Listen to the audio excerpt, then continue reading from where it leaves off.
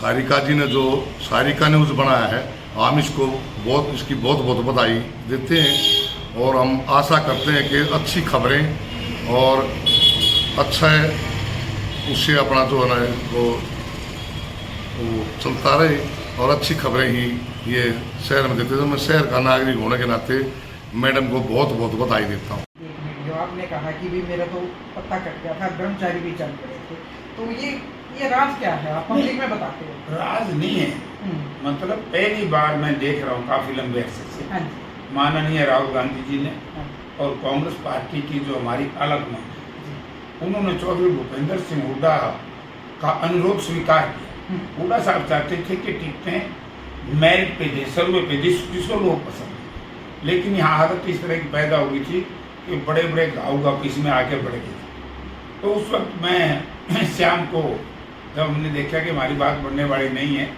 तो स्वामी जी मुझे कहने लगे, कर्मचारी जी, बोला क्या हाल है? बोला मैं तो जाऊँ हरिद्वार। बोला तो जा घर जाने की जरूरत नहीं। रात को 11 बजे जैसे रिजल्ट आया तो मैंने पूछा स्वामी जी कहाँ हो? बोला मैं रास्ते में वापिस आ जाए, तेरा जुगाड़ बन गया।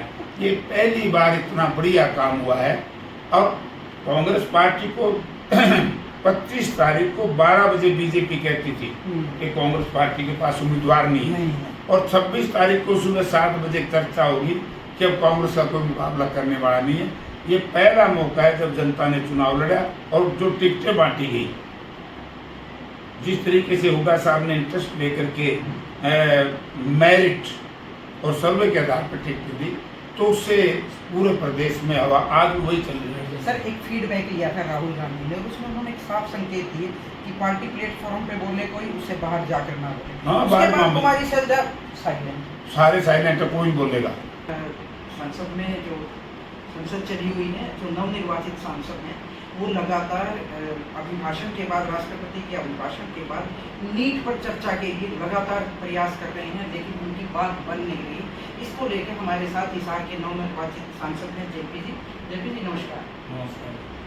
साहब बड़ी बहस हो रही है संसद में नीट को लेकर, क्या लगता है कि आपकी बात सुनी नहीं जा रही? देखो, सरकार तैयारी नहीं है बहस की, और आज जिस तरीके से राष्ट्रपति जी के अभिभाषण के ऊपर जो चर्चा होनी थी, भारतीय जनता पार्टी की तरफ से जो माननीय मेंबर बोले वो बिल्कुल हर चीज़ से परे थे, और जो राहुल गांधी जी विपक्ष की तरफ से या कांग्रेस पार्टी के या नेता प्रतिपक्ष की तरफ से ऐसे बोले, तो उन्होंने जिस तरीके से भारतीय जनता पार्टी नीट सरकार की जो धज्जियां उड़ाई, मेरे हिसाब से अपने आप में बोले, और भारतीय जनता पार्टी और एनडीए के गठबंधन के साथियों ने आज से शर्म महसूस जरूर करेंगे कि जनता तुम्हें क्या कहेगी, कि जनता के साथ पिछले 10 साल से सरकार ने बड़ा अन्याय किया है, बड़ा खिलवाड़ किया लोगों के हितों के साथ।